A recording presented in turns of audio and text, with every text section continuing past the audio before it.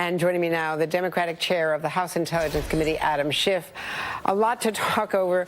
You were one of the earliest to say, follow the money. What we need to do is follow the money. And you were objecting to the fact that your Republican then chair, Devin Nunes, and those who followed him when he allegedly recused, which he really didn't, as we later discovered, were not going after subpoenas, Deutsche Bank and others, which House chairs now are going after.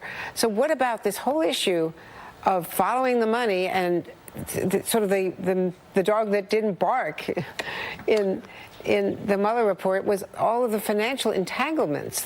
Is that being pursued by SDNY?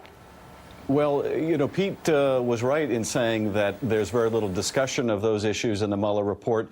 But I don't think it's because Mueller chose not to spend time on it. I think it was likely that Mueller decided, or Rod Rosenstein decided for him, that this was beyond the scope of what he was allowed to look at. And that's of great concern because it means that if there is a form of a financial entanglement, apart from the most graphic conflict of interest, that being the president's effort to secure Kremlin help to build this tower in Moscow during the campaign and all the deceit around that, if there is other financial entanglement, that may be driving his decisions vis-a-vis Russia, meaning we're not protected from Russian malign influence in this country. Another possible explanation, though, is Mueller makes clear in his report that there is a parallel counterintelligence investigation, that there are FBI agents embedded in his team who are producing counterintelligence reports. Those reports go to whether the president or people around him may be acting either wittingly or unwittingly under Russian influence, and that can be financial influence. So we are going to get those reports from the department. We've demanded them, in fact, in an odd, you know, and bipartisan way. Odd, I say, because it's rare that Mr. Nunes will go along with the majority on anything. But he and I have requested all of this information, the underlying documents, and we're prepared to subpoena those as well if the Justice Department does not follow the legal requirement that provides that they must give that to the committee. To the committee, to just you and the ranking member? How is this going to work? Well, the obligation under the National Security Act is to provide that foreign intelligence and counterintelligence information to our committee.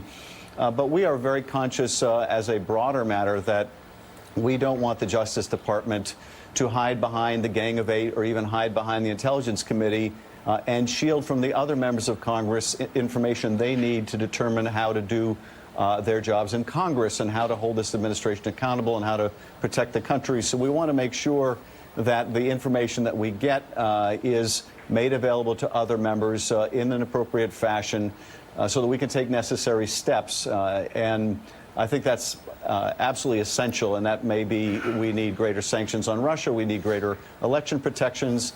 The administration is doing frighteningly little to protect us from a recurrence of Russian interference in 2020. The Secretary of State just said at a news conference that they have been aggressive and that they push back in every single the Russians. Kremlin today denying that they did anything to try to subvert the American election. But you're saying that that's not the case as far as you can tell. I think very clearly not the case. I mean, what more do we need to look at than Helsinki, where the president quite out in the open said that he trusted Vladimir Putin's denials over the work product of his own intelligence agencies. I think the conclusion that the Kremlin took from that, regardless of what casual comments Mike Pompeo might make in his meetings, is that the president of the United States is too weak to confront Vladimir Putin when it comes to election interference. And as long as they interfere on his side, he may even be grateful. As the report, the Mueller report makes all too clear, the Trump campaign built its campaign messaging and strategy around the knowledge that the Russians had hacked and were going to be dumping these documents. So there's certainly little, I think, indication to the Russians that this president intends to stand up to him and up to Putin in any meaningful way. Do you think that there could be information in the counterintelligence basket here in the Mueller report that could be the grounds for impeachment? You know, certainly it's possible that the counterintelligence findings will add to the body of evidence.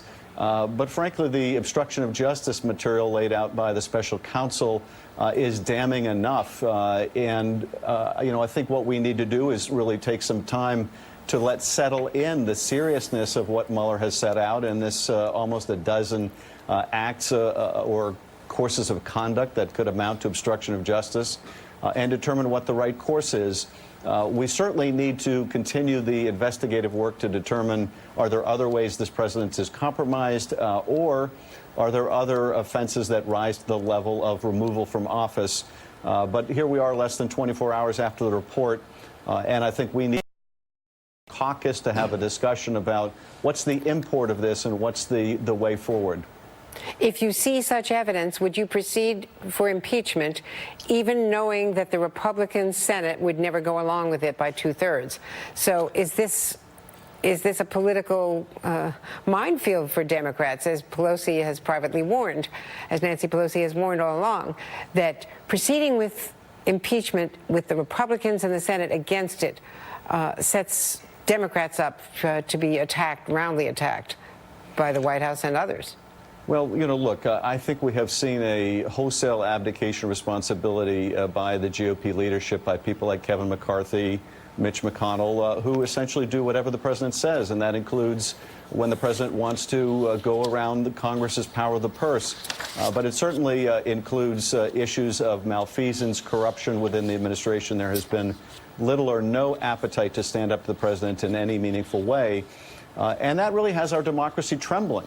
An impeachment proceeding cannot be successful if one party decides they're more loyal to their party or to the person of the president than they are to the Constitution and the country. And that is a real structural problem right now. The GOP has no independence from this president. It has made itself effectively a cult of Trump's personality. And I think that really does threaten our democratic institutions. And yes, as Democrats, we're going to have to figure out what does that mean in terms of where we go from here, that we have a GOP so willing to overlook its constitutional obligations. But regrettably, that is where we are. Adam Schiff, you've got a lot of work ahead of you, the House Chair of Intelligence. Thank you.